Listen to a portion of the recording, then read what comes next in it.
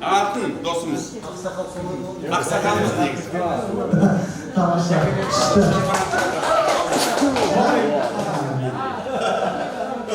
Және де отбасында тәртібі тамаша, үлгілі отбасы иесі номинациясымен ортаға арнайлап өзі ажарлы, өзі сұлу, Райхан сұлу. Райхан сұлу.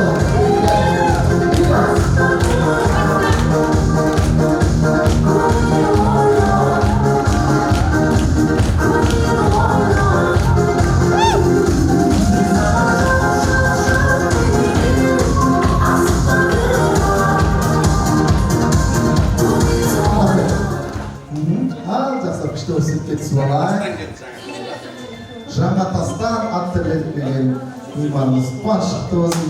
Жаңа кіртілген тесбілдерді осы ма? Енді өзіміз таңдаймыз ау. Да? Былай.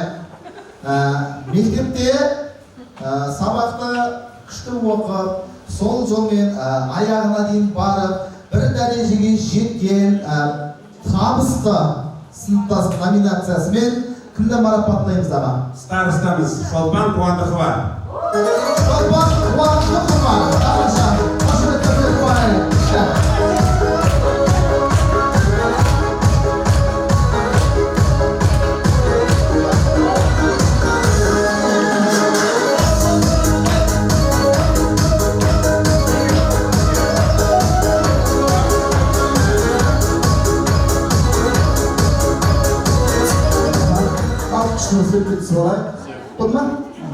Рахмет. Құрмет, қошемет көрсетіп қойыңыздар. Керемет номинациялармен арнайы өздеріңізді марапаттадық. Ағамызға да бір қолдау қошемет көрсетіп қойыңыздар. Бәрімен ортада билет, жақсылық номинацияны таратқан ағамыз. Аман болыңыз, бар болыңыз. Енді құрметті ағайын, былай. Осы сиясын қазір енді құяп құдайымыз. Ручка кеп қоппас сөйлесіп. Мен миым айнап қапты. Мен бақыттан басым айнап кетішті. Көзім тұнып кетіпті. Бәріне суретке түсем көп көзім тұнып кетті. Тұлға дейін менің жаным нағашым кішкентай. Давай. Тұлға туанады көңіл.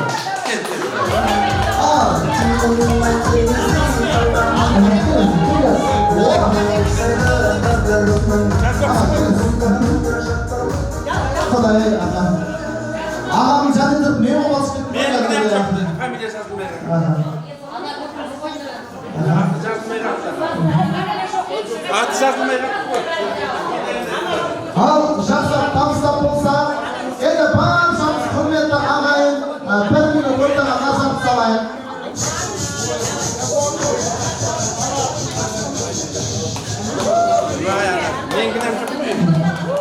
Ортаға назар салайық. Той боласар, тоймасар, тойлай келдім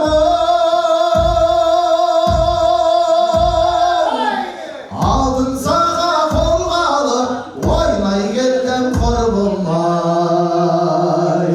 Танысым жоқ бұл тойда, туысым жоқ. Айтысам деп өзіңмен, ойнай келдім құр болмай. Су ағады арықтан, қызғарады жабықтан, сүйер едім бетімнен, ұяламын халықтан. Ойға барсам ой тегіс, қырға барсам қой сегіз, өтіп кетер өздерден.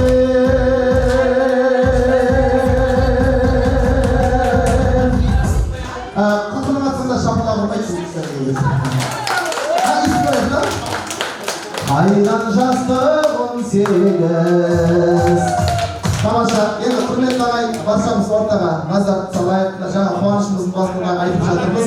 Қазақта жетілмей қалған, ішілмей қалған сусын тағам жетім деген жоқ. Қазақта айтылмай қалған тыңдалмай қалған сөз жетіп деген бар. Енді құрметті ағайын, мына заманда сөздің ашығы керек. 4 адамның басын қосып отырыс жасаудың өзі қазір проблема. Соның бәріне бей-жай қарамай, осы отырысты ұйымдастырып басқан аяғына дейін шапқылап жүрген Каримов Ербол ағамызбен ортаға шақырайыншы, келші аға. Осы отырыста, осы кешті ұйымдастырып бастаған ағамыз. Қуаныш құтты болсын, той құтты болсын. Енді былай аға, былай келісіп алайық. Жаңа Қуаныштың басында келіскендей, келген меймандарымызды жеке әрқайсының жеркелерінен барып тілек алғандай болмай, ыңғайсыз оқымасын. Сондықтан да жартысына бір тілекті ортасына бір береміз. Аяқ жағынан жартысынан тағы да қоштап аяқтайтын боламыз. 2 тілек болады дегенбіз. Енді былай, мен өте аяқшаны өзіңізге ұсынайын. Осында отырған меймандарымыздың, жарты меймандарымызды есімдерін естіртіп беріңіз. Ортаға сол кісілер шығып, ақ тілекті бастап берсін. Так, ассалаумағалейкум, тағдамын досты, қалайсыздар? Еліміздің халқым, достарым, қазақстарым. Қазір былай, арнайлап болса, ресторанның атынан сіздер үшін дайындаған тағамымыз бар екен. Микс бір нәрсе деп, мен тілім келмейді деген сөзді шынын айта салайыншы. Қазір дамыған екен ғой заман. Біз білетініміз қуырдақ дейді, ет дейді, и болды. Ол аз кетсе манты бар болды. Мына енді қазір сіздер үшін арнайы дайындалған микс француз бір бәле. Сондықтан да ордан жақсап ашып дайындап алайын. Сіздер үшін дайындаған ыстық асымыз дайын болып та ортаны ашайық, қарсы алайық.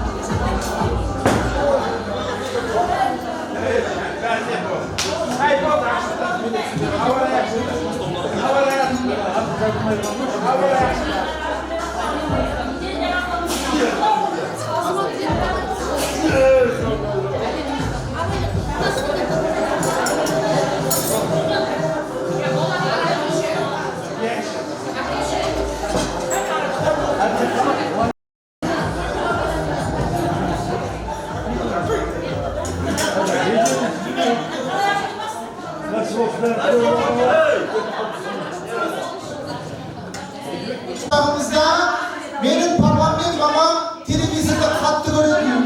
Bu gözde telefon olgan çok. Son televizyonda küçük bir передача olgan ekan, Zalatoy Kolso degan. Сол Zalatoy Kolso degan kinoning soundtracki Shira Karika degan bir o'sha anvar ekan, mamam ve papam katlı жақсы көреді. Men endi o'zga tilning barini bil, o'z tilingda hurmatli degan. Men o'sha bilan aytib ko'ring, sizlar бағалап ko'ringizlar. Quvonch quti bo'lsin. Shiraka Reka.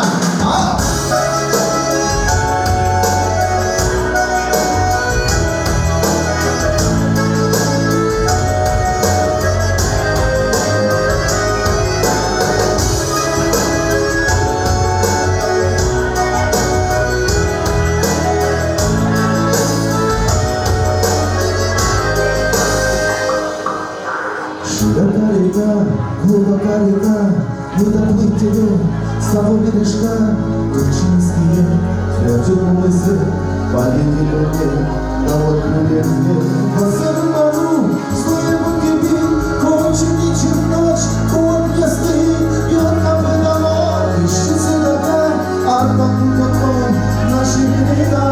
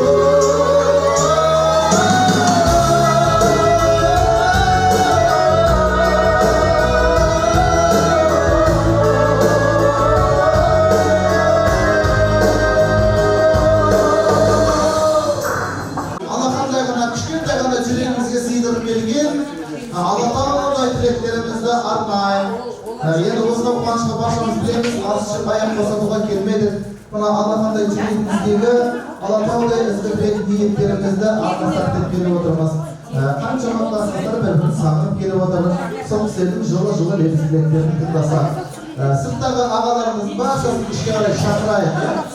Chaqirishingizlar. Allohga shukr, qanday tomosha, kerakki, кездесудің, kerakki kechki duosini o'zgartiramiz. Xudo xolasa, shahratlarımızdan o'zmay, berекелі күндерді Alloh ajratmasin deymiz. Avlimiz aralash, qo'yimiz qoralas bo'lib yuradi, Alloh nasib qilsin. Sırtdagi qonaqlarimizni ishga qaray chaqiraylik. Birga quvonishimizni almay qaray jalg'aylik. 5 kunlik jalg'onga berilgan 5 minutlik vaqtimizda tiyimli foydalansak, ya? Sırtdagi qonaqlarimizni ne oldu?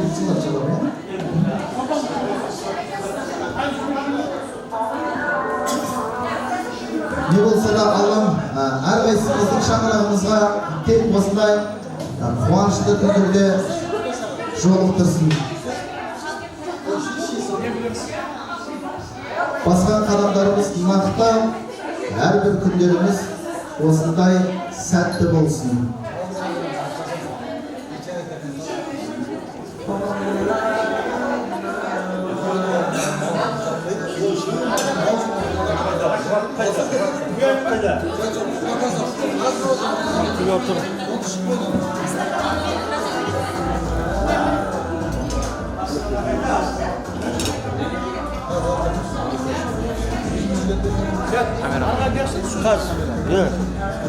Сәтті болсын дейміз.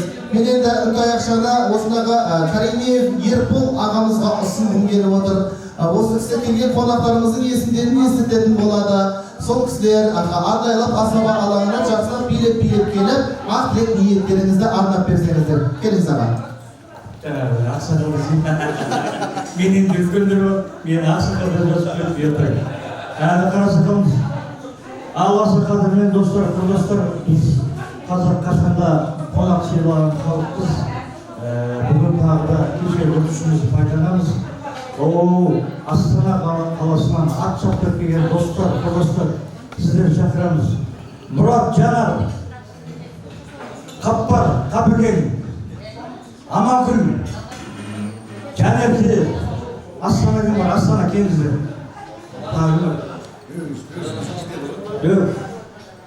Тура кешегідегі достарыңызға айтасыздар, сіздердің отчет алып жатқан жоқпыз. Жақсы, бізге тілек, ниеттеріңізді айтып отырыңыздар. Үлкен тыныштық.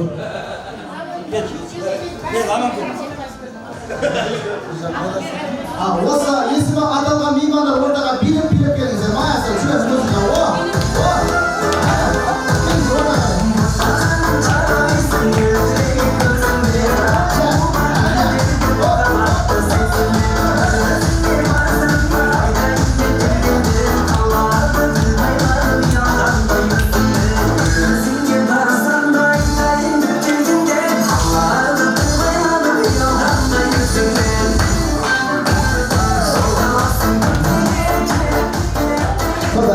Болды, Бекбан. Және де тағы кімдерді қосып боламыз? Дейтелі Алматы, Астана бас қала дейді. Алматыда Бағдат, Күләш, Айдар, кім Алматы? Қалдуша, келіншегімен, Аманғали келіншегімен. Инула дейсің ба? Қалдуша айтты, кәңіздер. Алматы, Астананың тосын күләңіздер. Алматы, Астаналықтар,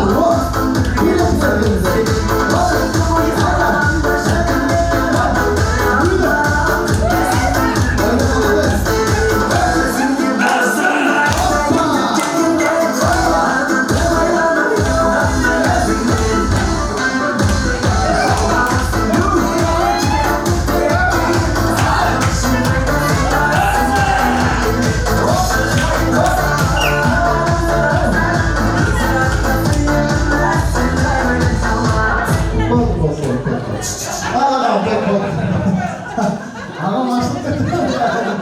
Молодец аға, тойға келген соң осындай позитивный күштер болып жүру керек. Рахмет, қош келдіңіздер. Қуаныштарыңыз құтты болсын, тойларыңыз құтты болсын. Алла нәсіп етсе, бүгін 40 жылдыққа жиналып отырсаңыздар, келесі жылы бұдан да үлкен состармен 50 жылдыққа, 60 жылдыққа да жинала берейік. Мына енді былай қылайық, мен ешқайсыларыңызды бөліп жағым келмейді. Сондықтан да былай қылайын, өздеріңізден жол сұрайын, жөн сұрайын, балтаның салмағы басында деп, өздеріңізден тілекті көшін бастап беретін иманыңызды атап берсеңіздер. Астанадан келген ағамыз қайсы келіңіз аға. Той құтты болсын. Көз тыңдаймыз кәнекей. Қалайсыздар, қалайық, менің құрдастарым, кластастарым, достарым, апайларым, Лайқа Шапай деп отыр ғой, Сара Шапай, Ұлы апай, Гүлнар апай. Мынау енді бүгінгі себеп біздің 40 жылдық қой енді. Мектеп бітіргенше 40 жыл болды. Мына 40 жылдық құтты болсын, деніміз сау болсын. Бұдан да 50 жылдық 60 жылдыққа жете берейік. Деніңіз сау болсын әрқашанда. Бәрілеріңізді үйлеріңізге бақыт қуаныш болсын. Той бола берсін. Енді бәрімізде бір үйдің қожайынымыз ғой. Немереміз бар, келініміз бар, күйеу балалар бар. Өсіріп отқан ата, әже, апа болып отыр ғой. Шөбере көріңдер. Үйлерінде қуаныш, той бола берсін. Осында тойға жете берейік аман есен. Төрт көзіміз түгел, 60 жылдықта кездесе берейік. 50 жылдықта, 60 жылдықта жолыға берейік деп жатырмыз. Қазақ бәрібір өзімдікін ешқашанда бермеген ғой. Ағамыз күнде тойда жүргенін білдіріп жаңа менің жас деп қояды бұда. Рахмет, ағам болыңыз, бар болыңыз. Мына қадірменді көпшілік, мына жаққа біреудің 10 мың теңгесі түсіп қапты. Ойбай, сразу бірақ. Назар салып отырайық, тілек тыңдайық, а? Келіңіздер, әрмен қарайық. Той құтты болсын. Құрметті менің кластастарым, құрметті менің апайларым, бүгін бір ерекше керемет күн болып жатыр. 40 жыл мектеп қабырғасын бітіріп, 40 жыл оқу бітіргеніміз тойлап жатырмыз сыныптастарымызбен. Сол сыныптастарымызға басқа жаңағы ақылдастық болсын, мектепті кімді шақырамыз, қалай болады дегенде, содан бәріміз ақылдаса келе, А классы, Б классы Сараш апайды айттық, Сараш апайды шақырамыз, ол кісі Астанада деп. Гүлнар әпкені шақырамыз дедік. Ұлбал әпкені шақырамыз деп. Осы көптің тілеуімен сіздер бүгін біздің ортамыздасыздар. Бәрі ниеттес, бәрі қуанып шақырамыз деп бірден қолдарын көтерді. Мен сондай бақыттымын бүгін.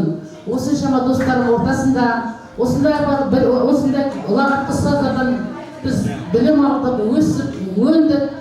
Ұлбал әпкеге ортамызда отыр қоймай, менің туған әпкем, күреш әпкем екеусі институтты бітіріп, шараққа өмір жолдарын, ұстаздық жолдарын бірінші рет бастап етті.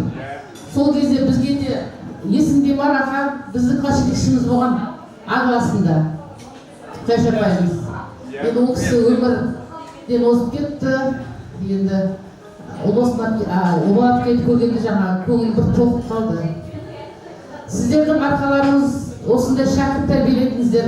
Міне қандай оқушылар кластастардың бәріне ырзамын. Бәрі өсіп өнді, білім алды, үлкен дәрежеге жетті, ел ағасы болды міне. Қыздарымыз қандай білімді, мысалы, мен мақтанамын осындай кластастарым барына. Барлығына рахмет. Бүгінгі күн ерекше күн. Осы күнді аман есен тойлап, осындай тойды тойлай берейік. 45 жасымыз жасап, аман болайық, төрт көзіміз түгел болсын, тойдан тойға өте берейік.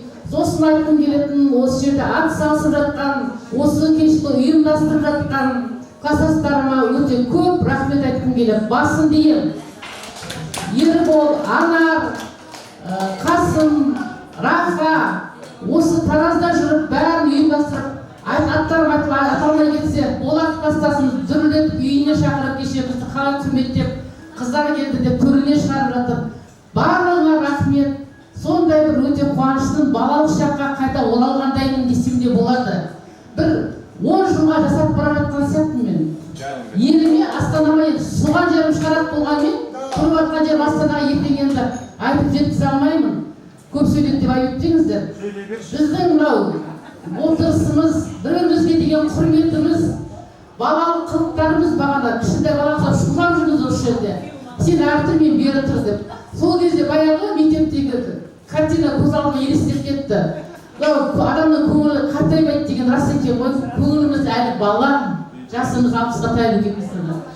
Бақытты болыңыздар, аман болыңыздар, той тойласын.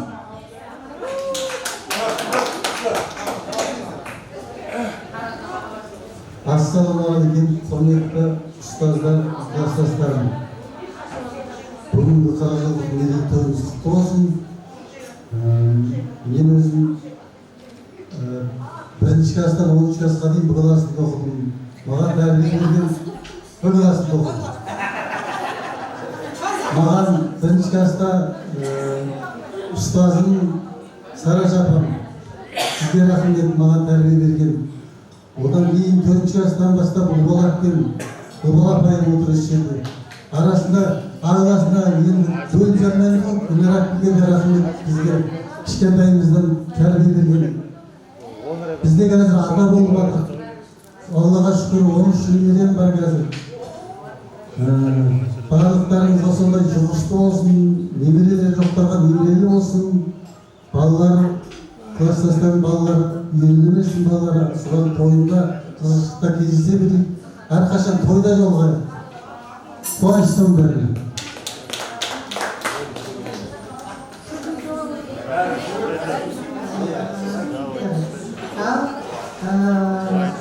Апайлар, кластастар, алтын кластастар, 40 жылымыз құтты болсын. 40 жыл енді егіміздің құтты болуды Алла нәсіп етсін. Еліміз сау болсын, сол күндерге жетелейін. Қысқамыз айтып кетейін, көп жүргенім. Апайларға көп рахмет айтқан келеді. Сапалы білім, сапалы тәрбие беріп бізге өстіріп, тәрбиелеп жеткізген. Біз кешеден бері бір 10-ші классқа қайтып оралғандаймыз бәріміз. Бір-бірімізді тыңдамаймыз, улап-шулап, бір-бірімізге көнбейміз. 10-ші классқа қайтып оралғандай болып, улап-шулап кешеден бері қауышып жатырмыз. Өте қуаныштымын, бақытты. Осындай алтын кластастарым болғанда рахмет, Аллаға салсын шүкір айтамын. Еліміз сау болсын барлығын, ең басты байлық денсаулық. Еліміз сау болсын, аман болайық, 50 жылдық тойлайық, 60 жылдық тойлайық. Той тек тойдан той боласың, ойнап күліп жүре берейік, аман болайық.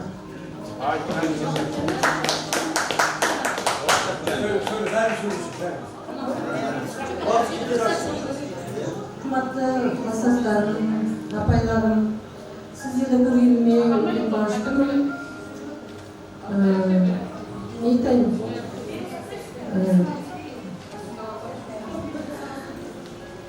Жақсылық, қуаныштар бола берсін, кездесе берейік осылай. Сіздерді жақсы көремін.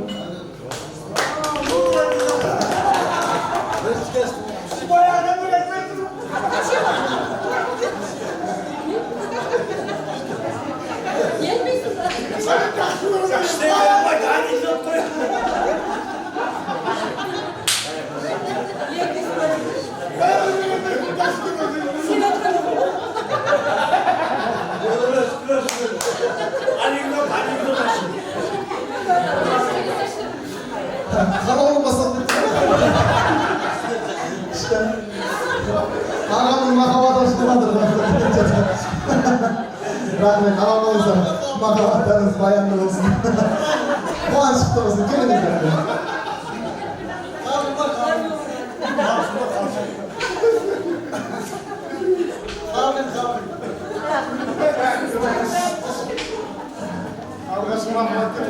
Берекеміз құтты болсын. Бәрімізге денсаулық тілеймін тек қана. Үйімізде қуаныш болыңыз, өз өне беріңіз. Апайлар, отаңыздарын келіп қалды. Сіздерге де зор денсаулық тілеймін. Әрқашан ортамыздан табылып, бізбен қуанышымыз бөлісіп жатсыздар. Құтты болсын. Бар жақсылық тілеймін. Қайда жүрсеңіздер де аман болыңыздар. Абыройдарыңыз арта берсін, асқақтай берсін, мерейлеріңіз тасысын. Rahmet, Akya, енді тілекті кімге береміз білесіз ба? Бүгінгі қуаныштан ең бақытты адамға береміз. Ассалаумағалейкум, барлықтарыңызға той құтты болсын. Ұстаздарымызға рахмет, біздің қадірлерімізді келіп бөлісіп жатқанына баға бермейді қалды. Су келді. Су қағанады біздікі болуы мүмкін. Барлықтарыңызға той құтты болсын. Өсір отқан оғыздарымыз қызығын көріңіздер, нелері көріңіздер, шебері көріңіздер. Барлықтарыңыз жақсы жақсылықтарыңызға аман болайық, аман болайық, талаған болайық. Мен енді анау бала кезімде бір нәрсені айтқым келеді де бір Сараш апайға мыңда бір рахмет айтқым келеді. Апай, Сараш апай, сізге бір рахмет айтқым келеді. Мен жаман бұзық бала болдым ғой. Сіз анау кешкі сабақтан келаттыңыздар, мен қораға темекі шегіп жатқан екінші класста. Соғанға ешкімді айтпадым ғой. Үйдегілерді айтпадым ғой. Екінші класста. Сізге мыңда бір рахмет. Аман бұзық бала болдым. Аман болайық. Барлықтарыңызға той тілейміз. Келесі тойға жолығайық. Ағам ішіндегісін бәрін кәдімгі шығарып салды ғой. Енді білсеңіздер қалатын шығар. Ағам рахмет мыңдар рауысында бұраланыш ол жүрмекке, әзіл әңгіме күлмекке жақсы дейді. Жаңа әзілдеп жатырмын. Рахмет, қуанышты болсын. Келіңіздер, әрмен қарай қайсы кісілер. Қап бара, келіңіз. Сәлеметсіздер, бәріңізді бүгінгі отырған класстастарым, достарым, осы жерге апайларымыз, дендеріңіз сау болсын сіздерге, зор денсаулық тілейміз.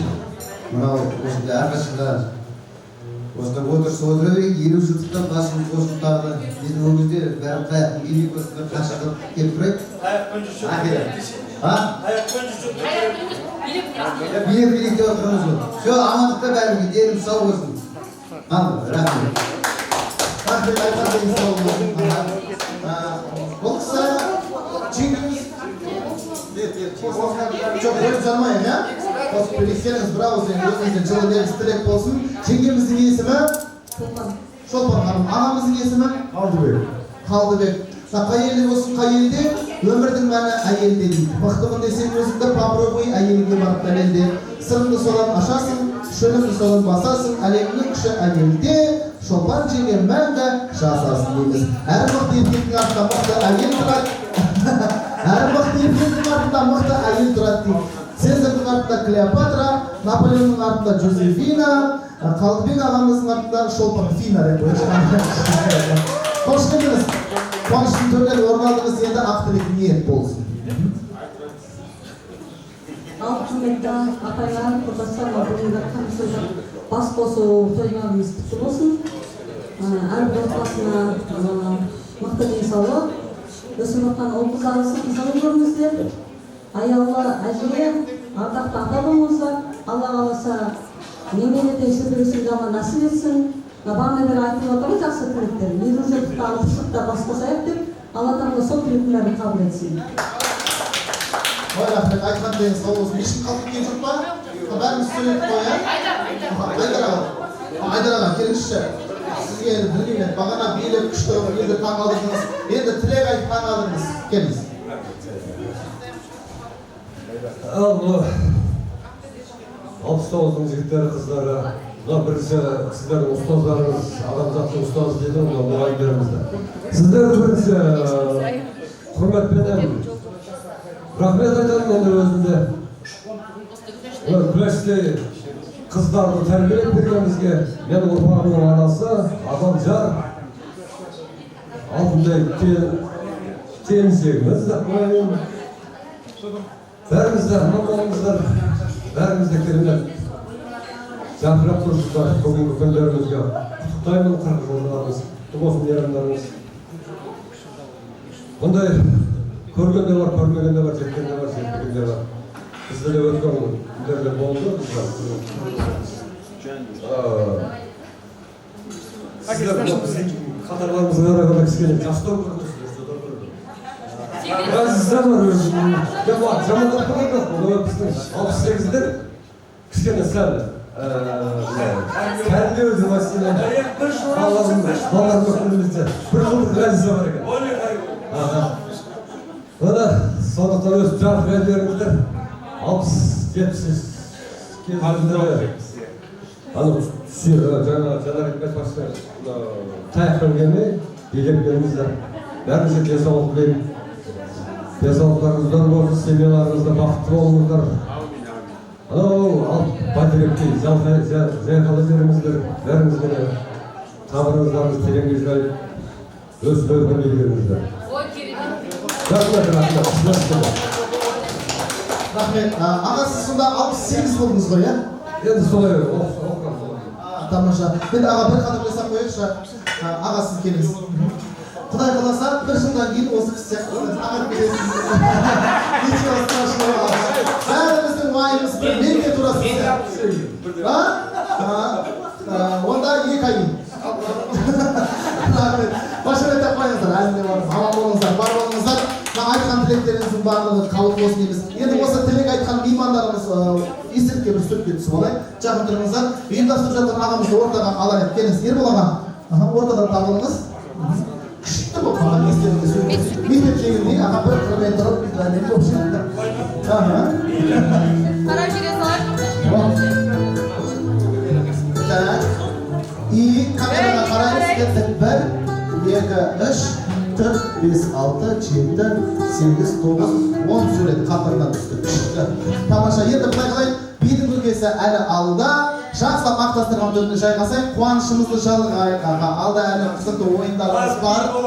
Би міндетті түрде болады. Енді жақсылап мақтастырған төрінде жайғасайық. Мен сіздер үшін қатарынан 7 би қарыз болып болайын. Осы айтқанымда құдай қаласа міндетті түрде орындайын. Есіңізде сақтап алыңыздар. Енді құрметті ағайын, баршамыз ортаға назар салсақ, мені осы қуанышқа арнайылап жаздаған осыдағы Гүлзира әпкем отыр. Гүлзира әпкеміздің, мен осыдағы қателеспесем, 4 жылға, дұрыс па е Гүлзира әпкеміз? Қалдықгүл әпкеміз. Қалдықгүл әпкеміздің, мен қателеспесем, осыдан 4 жылға, 5 жыл бұрын тойын бастаған екен. Сондайда мен 150 жылма, 150 ұнатқанда осы қуанышқа мені жалдап отыр. Енді осы қуанышта Гүлсира әпкеміз қайсысы? Гүлсира әпкеміз қайда?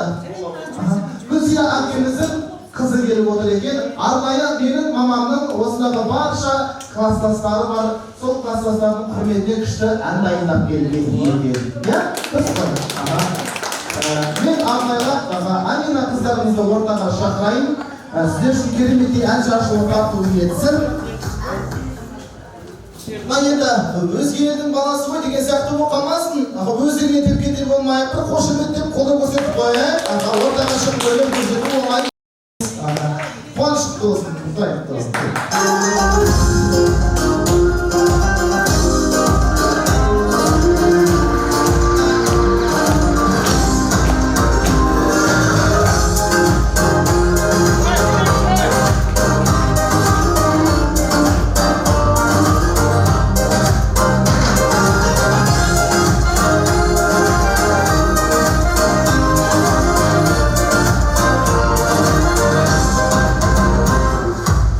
I need to know.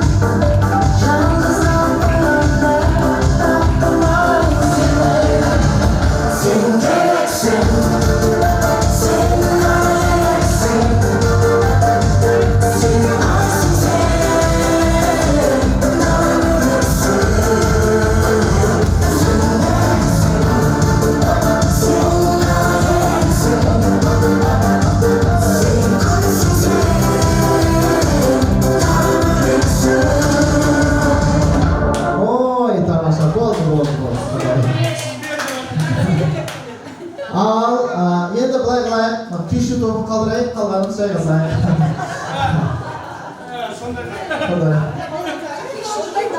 Келіңіздер. Бақтаған, тойларыңыз құтты болсын. Көңіл күйлеріңіз қалай? Жақсы ма? Рахмет. Аман болыңыздар. Бүгін мінекей тілектеріңіз бәрі осындай керемет кеш ұйымдастырып жатыр. Керемет кештің көз айымы болып отырсыздар. Осындай мерекелі күннен ажыратпасын сіздерді. Құрметті ағайындар, енді баршамыз ортаға 1 минут назарды салайық. Мына жаңағылы бері келген қонақтарымыздың арасынан бір тілекті жалғадық. Енді осы орайда өздеріңізге тағы да тілек ұсынсақ деп жөн көріп отырмыз. Мен енді үндаяқшаны өздеріңізге ұсынайын, жолымен ақ тілек ниеттеріңізді жеткізіп берсеңіздер. Келіңіздер.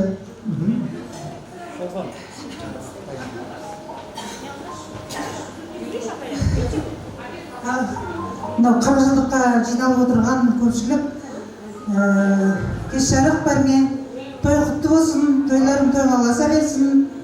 Мынау бізді шақырып, қонақ қылып, төрлерінен орын беріп отырғандарына рахмет, Алла разы болсын. Жастарың ұзақ болсын. Немере сүйіп, шөбере сүйіп, үлкен азаматша болып, сартысты ата болып, ақжаулықты ана болып, үлкейіп өсіп өне беріңдер. Ана бақытын тілеймін аналарға. Мына мен 76 жыл бітіріп келдім педколледжді. Сөйтіп осы 69 жылғыларды ең бірінші келген бетте қабылдағым. Бәрі маған ыстық. Одан кейін де бәленбай класстар қабылдадық. Бірақ олар тура осылар сияқты маған неғылмайды деген әсер етпейді. Олар маған өте қатыстық. Қатты жақсы көрем бәрін. Өзімнің баламнан да жақсы көремін. Қазір бәрін қарап, шолмап айтып отырмын ғой. Күләш сөйлегенде қап-қызыл болып кетуші қызарма айды. Бағдат сөйлемей, мектепте сабақта отырғанда сөйлемей отыршы. Әлі сөйлемейді деп сөйтіп әрқайсысына жаңағы ойыма түскен жаңағы мінез құлықтарын айтып отырмын. Жаңа номинацияға беріп жатыр әрқайсысына лайық деп есептеймін. Барлықтарына құтты болсын. Одан да жоғары марапаттарға ие болып, төрден орын алып, құда жекжатты болып, үлкейіп өсіп өне беріңдер. Бүкіл жақсылықтың барлығын тілеймін. Енді білмеймін, менің классым әйтеуір. Осы Гүлнардың класы шуылдақ болған-ау деймін. Негізі менің классым шуылдақ емес. Мен бір оқиғаны айтайын. Бітіріп келдім, сосын күзде осы сентябрь емес, енді октябрь болу керек. Бүкіл жаппай шығана қатты салды атын тіс. Бір Ерубай деген кісі келді. Сосын мен айттым балаларға. Тып-тыныш отырыңдар, мен қазір келем деп кеттім. Сонда жаңағы бірінші рет бітіріп келген қорқам, басшылардан да қорқам, бәрінен қорқам. Бірақ енді мен сол жерде балаларға сүйендім ба білмеймін. Осылай бәрін отырғызып кеткен. Содан кейін білмеймін, 1 сағаттан кейін, 2 сағаттан кейін кесіп, құлағыммен тыңдасам, классым тып-тыныш. Ойбай, біреу көп сабақ беріп отыр ма, классымды алып қойып отыр ма деп үрейімшіп жайлап салып қарасам, мен былай отырғызған үйде отырғым. Риза болғаным ай, менің классым сондай. Ал енді мен шулап жатқандар менікі емес.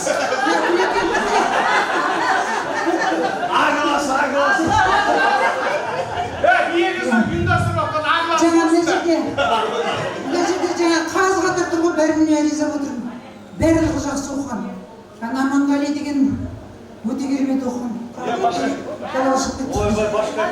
Барлығы жақсы оқыған. Осы отырғандардың барлығы отличница. Ішінде шолпаным бардың. Бір таяқпен барлығын айдап, бір таяқпен кіргізіп, бір таяқпен шығаратын. Мінекей өте тамаша жақсы класс болды. Менен кейін ол бала бітіріп келді, оқуды сөйтіп бұл бала қабылдаған. Жақсы, осындай жақсы деген атақты, жақсы болып жүре беріңдер, 100 жасыңдар жеңдер, рахмет. Рахмет. Апайымыз мектепте өз еңбегін ақтап болған. Бұл кісіні А класы, қателеспесем. Б класы әрқашаннан мақтап болған. Еңбектің жемісін байқасаңыздар, бүгінгі қуанышқа киіп берген көйлегінің өзі сондай аппақ болған. Көңілімен патсвет екен, иә? Қандай күшті. Аман болыңыз, бар болыңыз, айтқан тілегіңіз қабыл болсын. Әрмен қарай жарығайын, той құтты болсын, қош келдіңіздер. Иә, құрметті шәкірттеріміз, бүгінгі қуаныштарың құтты болсын, дендерің сау болсын, барлығыңде жас емес, қарап, Сараша айтып жатыр ғой, Гүлнәрдің гласы ғой шулағатынан дейді. Осы шулағандарының тамырдар. Қазіргі заманда мына кішкене жігерлі болған, дауысы қаттырақ шығатын адамдардың заманы. Шәкірттерім, рахмет. Сараша айтқандай, мен де алғаш шығанаққа барғандағы бірінші ұстаз болып, мен де бірінші классқа барған оқушы сияқты болғанмын. Мұғалім болсам да дірілдеп, ойпырмай, қандай ұстаз болар екен, мыналарға қалай үлгі өнеге бере алар екен дейтіндігім. Сонда күйеуім айтатын болмақым. Ана мектептің конторына шыққанда көреді екен. Үйге барғанда айтады маған, Гүлнәр, сен өзің мұғалімсің ба, жаңа оқушысың ба? Ана оқушылармен бірге дене тәрбиесінде ойнап жүргеніне дейді маған жаңағы. Сонда ана жастығымда олар, енді ол уақытта жас дейтін жаста емеспіз ғой. Мыналармен бірге ойнап кетемін ғой жаңағы. Сөйткен оқушыларымыздар мені қарап тұрып, бәріне көңілім толып тұр. Барлығың үлкен бір үйдің басшысы, егесі, анасы болып отырсыңдар. Уже алдын немереде сүйіп атсыңдар. Енді Алла тағалам сендерге шөбере сүйіп, сол балалардың қызығын, рахатын көре беріңдер. Оттардың басында тек қана қуаныш күндері көп болсын, уайым-қайғыларың жоқ болсын. Мен Қасымды, мына Биші Болат дейміз, Болатты, Қалдыбекті Алматыдан жиі көремін. Көрген сайын бір мәртебем көтеріп қалады. Әсіресе Қасым, Болат екеуі. Апай деп көрген жерде. Рахмет сендерге, апайларыңды ұмытпағандарыңа. Енді Болат әсіресе маған айтады, күлемді қоям. Ана күнде Алматыда үлкендердің басын қосып ұзын сары жасады. Бүкіл шығанақтан жасы бар, кәрісі бар. Болат бүкіл елдің көнші маған айтады. Әпке, білесіз ба, екінші оқып жүргенде сіздің үйдің ақтауын ұғырап, сіз жинасыз сатасыз. Сөйткен болатымыз міне, бір үйдің басты егесі болып отыр. Рахмет жаным, апайымды ұмытпай жүргеніне. Бәріміздің қуаныш күндері көп болсын. Енді Алла тағалам 40 жылдықты тойлабасыңдар, енді 50-60 жылдықтарын тойлай беріңдер. Ой, рахмет. Жүнді үйдеп чып қылған, сүтті үйтіп құрт қылған, су сұраған адамға саумал қымыз жұттырған, оқушыларының барлығын қабағымен ықтырған, олайша айтқанда парызын пашқысымен, борышын бөшкесімен өтіп тастаған апайымызға бір қошемет көрсетіп қойып. Аман болыңыз, айтқан тілегіңіз қабыл болсын. Әрмен қарай жалғайық, той құтты болсын. Құрметті шәкірттеріміз, мына бүгінгі жасап отырған мектеп бітіргендерге 40 жыл болған тойларыңыз құтты болсын. Жаңа мына бастауыш сыныпта берген ұстаздарымыз айтып кеткендей, бүгінде барлықтарыңыз есейіп, біреулеріңіз әрбір шаңырақтың іргесін мықты қалаған отағасы, біреулеріңіз сол шаңырақтың отанасы болып, келін түсіріп, қыз ұзатып, немере сүйіп отырсыздар. Үлкен отбасы, үлкен шаңырақ, үлкен мемлекет болып отырсыздар. Осы беттеріңізден таймаңыздар. Осы балаларға айтатын тұғым мен, барлық уақытта бірлікте жүріңдер, достықта жүріңдер, біріңді бірін құрметтеңдер, біріңді бірін сыйлаңдар, біріңді бірін іздеңдер деп айтатын тұғым. Міне, сол айтқан нәсихатым қазір соның жемісін көріп отырмын. Сендердің бағана осы жерде отырған отырыстарыңды көріп мен өзіне іштей өзім тойып отырдым. Қандай керемет, бір-бірлеріңді құрметтеп, бір-бірлеріңді сыйлап, бір үлкен қауым, бір үлкен ел болып отырсыңдар. Сол әрбір бір-бірлеріңе жасаған ілтипаттарынан сол сыйластықтарының керемет екендігін көріп отырмын. Дендерің сау болсын, отбасы бала-шағаларың аман болсын, өсіңдер, өніңдер, көркейіңдер. Мынау өздеріңе сабақ берген ұстаздарыңды құрметтеп шақырып, төрден орын беріп, ұмытпай, қадірлеп, қастерлеп отқандарыңызға үлкен рахмет. Бұндай тойды жасау оңай емес. 40 адам болса осы топта пікір болады. Әр 40 адамның пікіріне санасып, әр 40 адамның ойын тоқып, соны зерделеп, осындай үлкен мынандай отырыс жасап отқандарың сол сендердің мықтылықтарыңның, беріктіктеріңнің, білімділіктеріңнің, саналықтарыңның арқасы. осыны ұйымдастырған осы оқушыларға баршаңа алғысым шексіз. Ұстаздарыңа сендер бас келсеңдер, мен сендерге бас иемін. Адамдарыңа күн түссін, нұр жаусын. Мынау алдағы уақытта 40 жыл жасасаңдар, 50-60 жылдықтарын жасай беріңдер, өсіп өне беріңдер. Аман болыңдар, бай болыңдар, бар болыңдар. Ой тамаша, бұл кісіні байқасаңыздар, сөзінде бар үлгісі, өзінде бар үлгісі. Бұл кісіге қатты жарасады екен, көзіндегі дәрмесі. Аман болыңыздар, бар болыңыздар. Енді өздеріңіздің берген тәлім-тәрбиелеріңізбен көктеп, биік белестерді бағындырған осындай шәкірттеріңіздің сіздерге арнайы дайындаған сый-сияпаттары бар екен. Мен енді ұтаяқшаны осы кісілерге ұстайын, ата-батып, күшті құттап ұстап берейік келіңіз. Ал енді құрметті класстастар, мынау енді апайларымыздың сонша жыл бізді тәрбиелеп осындайға жеткізген осы апайларымыз ғой. Сараш апайымыз бастады. Одан кейін Бол апай бізді аяқтады.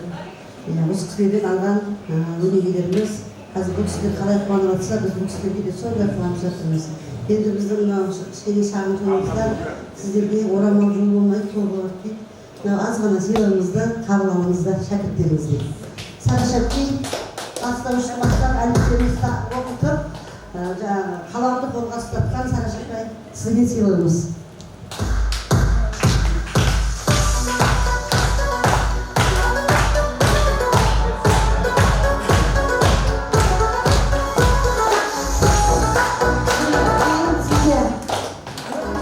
Барлықтарыңызға 100 мың теңге ақша, бір орамал. Барлықтарыңызға білмейсіздер.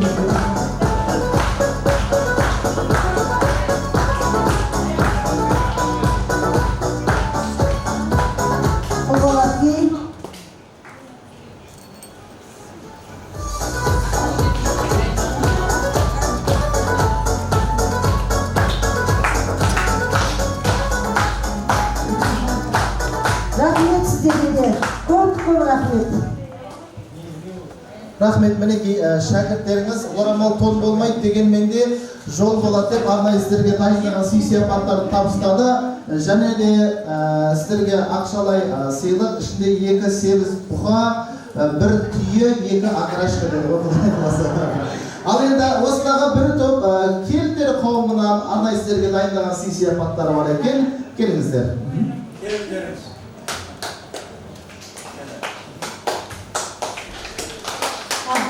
Алпыс-тоғыздың құрдастар, 40 жылдықтарымыз құтты болсын біріншіден. Енді бізге құрметті қонақ, біздің ұстаздарымыз келіп отыр екен. Қай кезде де ұстаздың еңбегі оңай емес, мысалы осындай қыз ұл тәрбиелеген сіздерге мың алғыс. Мен Болаттың жолдасымын, Болат үнемі айтып отырады, біздің ұл бала апай деп, ұл бала деген мен енем аты ғой енді. Аузынан тастамай отырады. Сіздердің еңбектеріңіз еленіп, осындай ұл қыздар тәрбиелегеніңізге мың алғысымызды білдіреміз мына келіндердің атынан. Одан кейін біздің осындай кішкене шағын сыйлығымыз бар еді, қабыл алыңыздар. Сіздерге осы уақыттарымызды, алтын уақыттарымызды бөліп келгендеріңізге мың алғыс.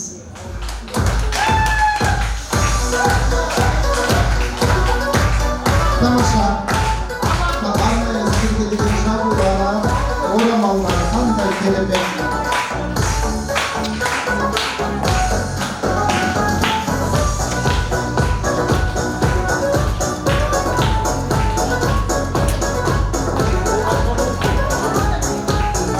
Қайырлы ұстаздар қауымы, аман болыңыздар. Айтқан тілектеріңіз қабыл болсын ба? Бәріміздің өйстіп жарқырап жайнап жүргеніміз әуелі Алла, одан кейін ата-анамыз және де дәл осындай ұстаздарымыздың арқасы. Біздер асабаларда, ғарышкерлерде қандай да бір биік белестерді бағындырған тұлғалар болсын, барлығы осындай кереметтей ұстаздарымыздан тәлім-тәрбие алып шыққан. Мына берген тәлім-тәрбиелеріңіз үшін мыңда бір алғыс, Алланың нұры жаусын дейміз. Енді жақсылап, сіздер тұрыс қойғанымыздар, ыңғайсыз болып қалды. Жақсылап ақ дастархан төрінде жайғасайық. Сіздерге дайындаған ыстық тағамымыз бар екен. Ақ дастархан төрінде орын алыңыздар. Келіңіздер. Қошеметтеп қойыңыздар ұстаздарымызға.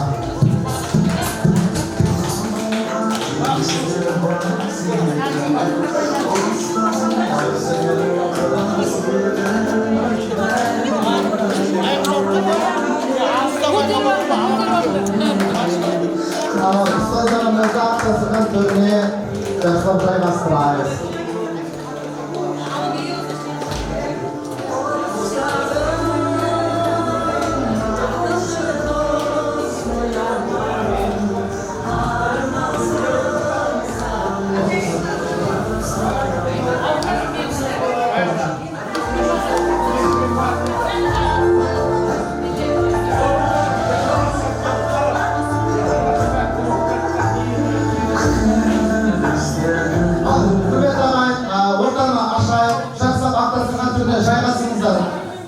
Altınay basarınızı yapmasına toplayın göreyim. Oradan aşağı bas. Osmanlı'da Karamışal'da кездесу keyişine gelgen barcha türlüklerimizin, abaylarımızın, belki konaklarımızın hürmetine dayındalgan, үлкен asırımız yetimde dayın olan jayı var ekan. Olay bolsa barchamız ortaga nazar salayık. Үлкен asırımız yetti qarsalayık agayın.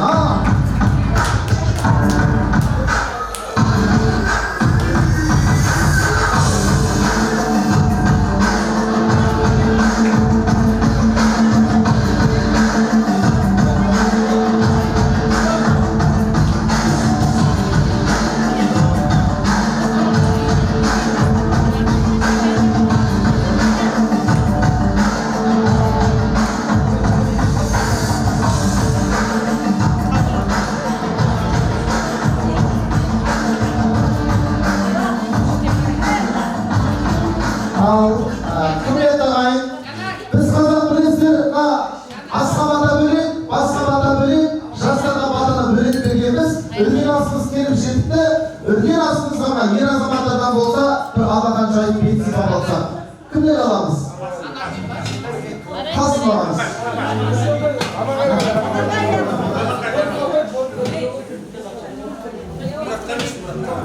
Мұрат дейді. Ал. Мұрат ағамыздан, осы кісі бар, тамаша. Ал, алақан жайы бетсипа болайық. Кім? Қалдыбек? Аманғали? Болмасынан сөйлеп қарасын салайықшы, не өңдетті? Келіңіз. Қалдыбек ағамыз ба? Бірақ сізге жол беріп отыр. Ал, алақан жайы бетсипайық. Аумин. Бата сұрағанда жасқа қарамай. Бұлай дегенде шатақпай дейтін жүрем. Bismillahirrahmanirrahim. Дастарханымызға байлық берсін, жерімізге сауап берсін, әр отбасыларыңыз аман болып, елдеріңіз сау болып, жылдан жылға бастарыңыз қосылып, келесі 45 жылда бас қосайық. Құралағанға бата жүрмейді. Берген батаңыз үшін ардайлық сізге ниет. Жақсақ қол салып отырыңыз, қуанышты болсын. Олар турайға.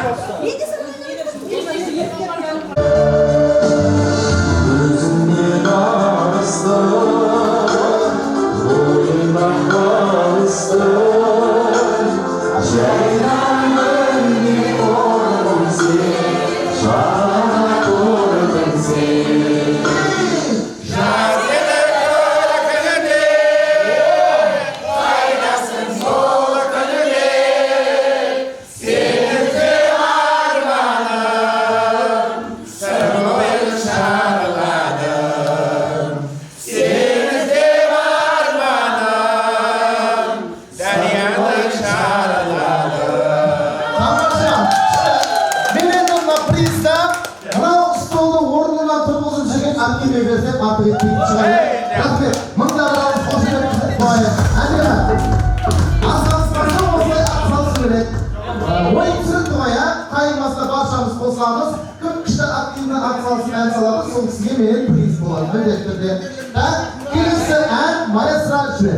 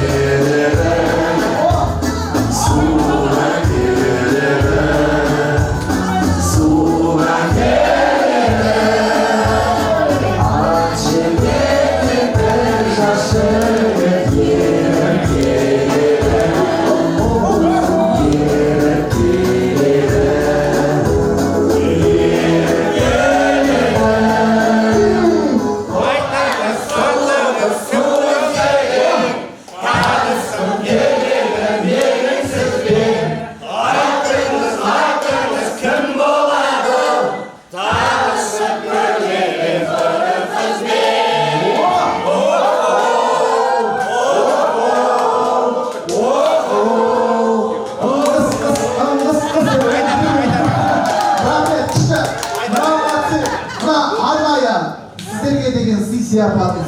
İşte ortada asansın bayız gibi bekliyorsunuz. Şöyle ben buna anlamda böyle bir şey getirdiğim çok. İlkine yeni bir şey Nasıldan ordudan turup böyle ayda parçası kılırsan anlamda bir kadar özel.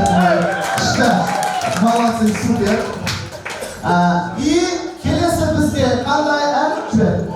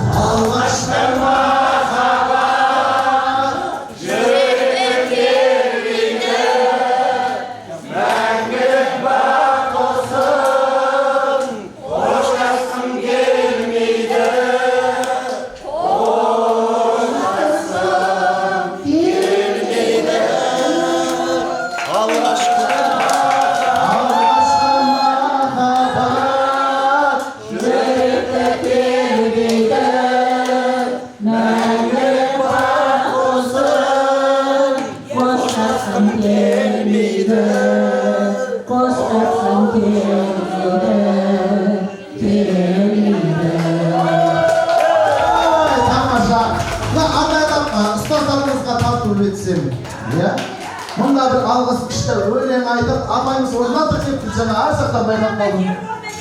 Anladın mı?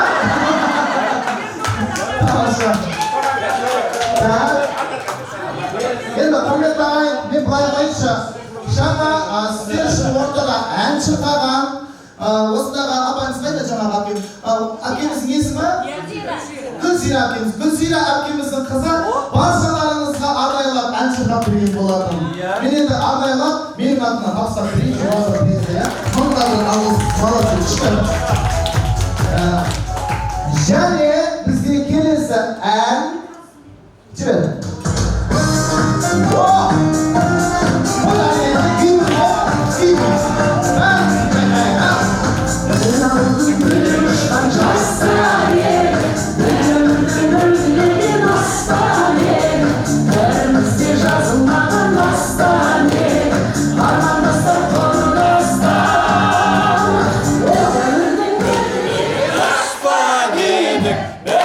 Ömür yolun basta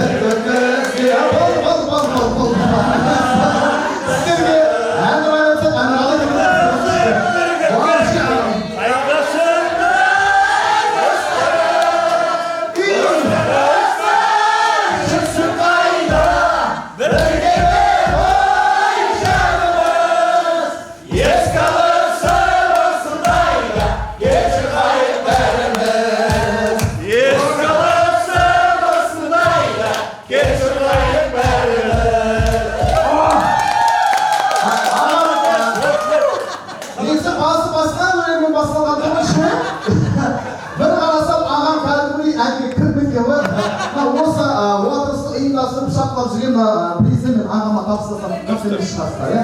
Мұнда бір алғыс күшті, әдемі. Және де, құрметті ағайындар, сіздер қарсы болмасаңыздар, осында сіздердің қуаныштарыңызда менің атсалысып ортада қызмет етуімнің бірден-бір себепкері ортадағы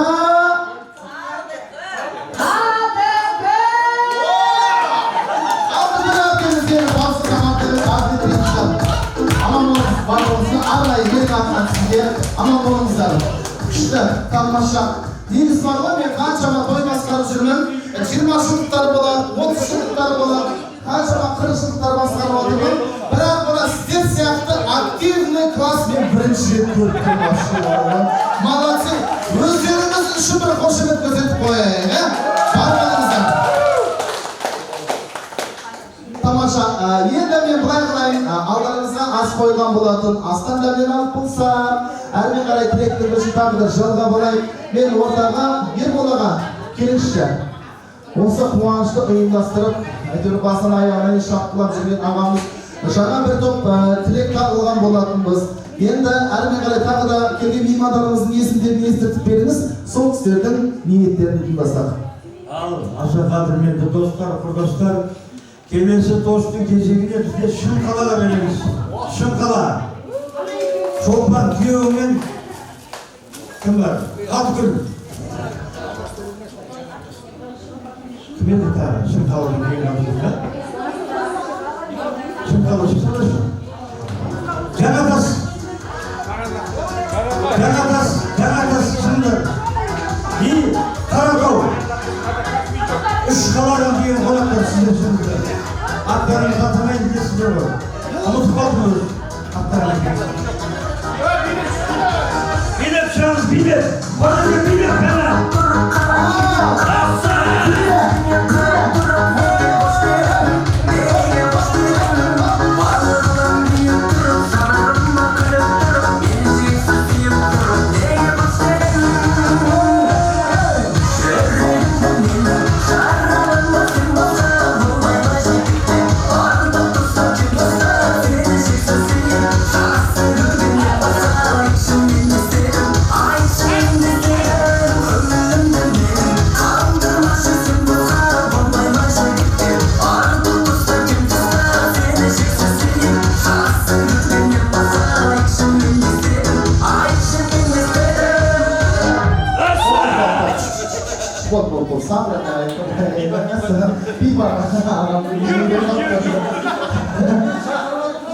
Al kelingizlar, o'rtaga bir qatorga turib olingizlar, chaqirib kishini, bir qatorga turaylik, tura maktabdagi yo'lda qoldi, sujetimiz sportchilar. Kelingizlar. Endi o'zingizga sho'xsirab, shirin-sirab, haq tilakdan ko'rishni boshlasak. Ағаларымыздан шығады, иә? Қуаныш құтты болсын аға, той құтты болсын. Ал енді мына 40 жастарың құтты болсын. Иә, 40 жастарыңыз құтты болып, денсаулықтарыңыз мықты болып, мына аға мұғалімдеріңіз келіп жатыр, құтты болсын мына.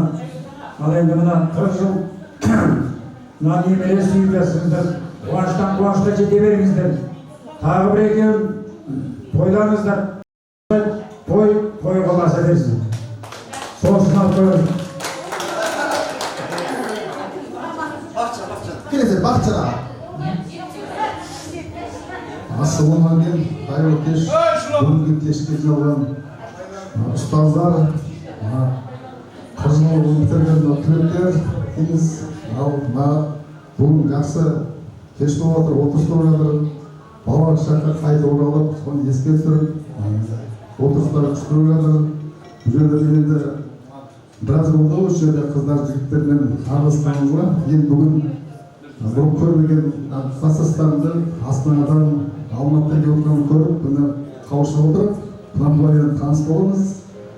Енді осындай жаңа Тамарда айтып отырды, осы отырыста бұндай асты көрмеп едім, қызықтырып, бәрін ұйымшылықпен өткізіп жатыр деп. Бұл жерде енді Ерболан шығанақта тұрған ана екеуі сол жақтан өздері ұйымдастырып осы жерде енді бәрін бөліп жару болмайды ғой да. Осы ұйымшылықпен көрсетіп отырсыңдар. Кеше енді құран оқыстыңдар, өмір өткен өзінің бүгінгі жетпегендер мына олардың үйін шақырып отыр екен. Кеше мен өзім жұмыстарына келіп алғам. Енді бүгін негізгі отырысқа келейін деп бүгін келдім енді. Иә, жолдан қашпаймыз, жоғамыз. Осындай алла барлықтарыңызды міне ұл-қыз өсіріп отырсыңдар, немере сүйіп отырсыңдар, ұлды қиға қызды қондырып, үйленбегендер үйленіп, отбасылы болсын, бір-біріне қызықшылығын тойға шақырып, осында араласып тұрыңыздар. Енді бұл 40 жылдық деген ең жақсы кездесу бұл. Енді бұдан кейін 10 жылдықта кездессеңіз, бірақ енді өзгеріс сол келесі 20 жылдық кездесуге алла нәсіп етсін. Амандықта, саулықта болайық.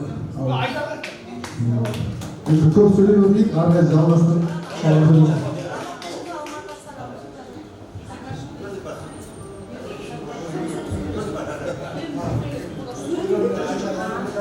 Ал құрметті ұстаздарым, алтында ардақты ұстаздарым, Ұлбал апай, Сараш апай, Гүлнар апай, мына біріншіден келіп сондай біздің шағын ғана сіздерге деген құрметімізді сыйлап келіп отырғандарыңызға қуаныштымыз. Жаңа айтып жатсыздар ғой, толқыдым, мен сыныптастарым елеп, ескеріп шақырды деп. Біз де сондай толқып чатта, сондай кім-кімді айтамыз деп жаңа басын айтты ғой қыздар. Сондай жақсы ойда, жақсы ниетте, сондай бас қосып отырмыз деп есептеймін. Енді жаңа мен жолдасым Бақытжан айтып жатыр ғой, жиын тойда бәрінде бірге боламыз, былай почти бәрін таниын деп. Осы біздің жігіттердің арқасы сол. Ешқандай той-домалақтан, қуаныш қайғыдан қалдырмайды, бір-бірімізбен жүріңдер деп сонда қыздарға деген ілтипаты ерекше. Бұның бәрі сіздердің берген тәрбиелеріңіздің арқасы. Енді өзіміз де ұстазымыз ғой, сол сіздерден алған біліммен шәкірттерді сусындатып жүрміз. Енді мына жерде номинация бойынша да әйтеуір топтасып жазған өзінде кішкене көңілімізге кіріп түсіп жатыр, бір-бірімізге деген. Енді оны бәрі түсінеміз деп ойлаймыз. Енді бәрі толқу ғой негізі былай айтқанда. Шынымен жан-жақтан келген қыздар, балалар сіздерді көріп сондай бір жасарып, 10 жасқа жасадым деп жатсыңдар ғой. Сондай күшті көңіл күйде отырмыз. Ешқандай жаңағы осылай әдемі көңіл күйде бұзғымыз келмейді. Міне өзім үшін дайындалып, қызыл көйлек киіп, балалар галстук тағып, сөзімізді ескеріп, жүгіріп, қаншама сый-сияпат көрсетіп жатырмыз. Бір ауыздан, енді бұны айта берсек, енді көп. Сондықтан ахат таусылмайды. Барлықтарына рахмет, барлықтарыңызға рахмет. Сондай жақсы көңіл күйде, осындай жақсы мотивациямен енді 3 ай каникулымыз осылай өтеді, жақсы көңіл күйде өтеді. Шынымен, сондай жақсы қандай жарасымды. Ақ көйлек киеміз, қызыл көйлек киеміз, голубой көйлек киеміз деп чатта айтып айтып қазір қандай әдемі отырмыз дедіңіздер. Күшті. Мына біздің жігіттер ғой, не айтсақ та қолдайды. Сондай күшті бала тәрбиелегенсіздер. Біздің жаңағы ұлдарымызды. Мен келіндерге айтып қоямын. Сендер біздің балалардың арқасында бақыттысыңдар. Көрдіңдер ме қандай күшті біздің жігіттерді. Жігіттерді мақтаудан таймаймыз. Алға.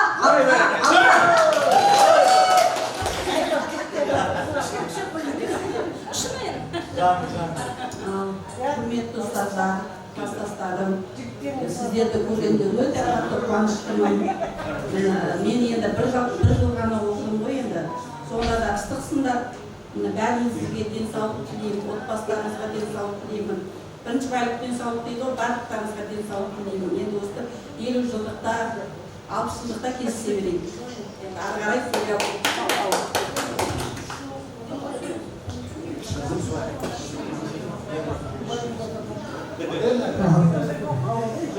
Бастар бар, ұстаздарым, абысыларым, Сараш апайым, енелерді оқытты, баламызды оқытты, оғанмен оқылатты оқытты. Ендеңіз сау болсын, аспандарыңыз ашық, жүзге жетіңіздер, күліп ойнап жүре беріңіздер. Басқа не деймін, 60 жылдық, 40 жылдық, 5 жылдық бола берсін. Әр үйлеріңізде той болсын.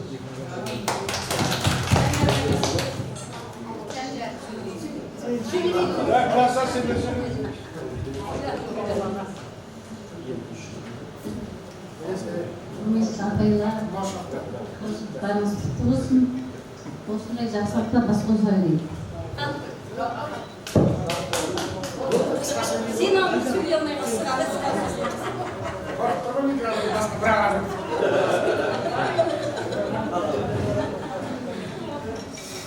Құрметті ұстаздар, сонша жерден алтындай уақыттарымызды бөліп, біздің бір ауыз сөзімізді жерге тастамай, атша шаршатып келгендеріңізге мың алғыс сіздерге. Үйлеріңізде тек қана жақсылық той болсын. Алланың нұры жаусын сіздерге. Құдай қуат берсін, отбасыларыңызбен, жан-жарларыңызбен өсіп өруді Аллах нәсіп етсін. Сол өсірген бала-шағаларыңыздың рахатын көріңіздер, бас иелеріңізбен. Аман болыңыздар. Осындай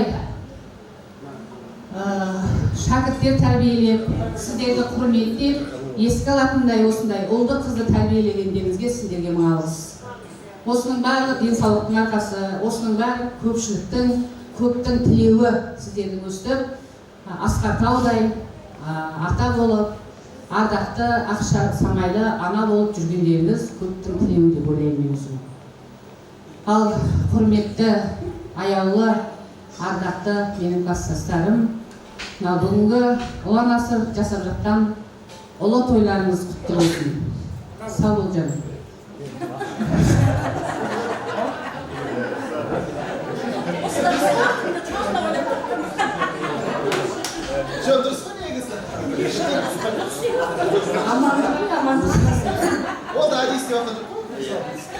Амин деп жатыр Алла, періштелер амин деп жатыр. Класстастар, құрдастар, қолын тайдай теріскен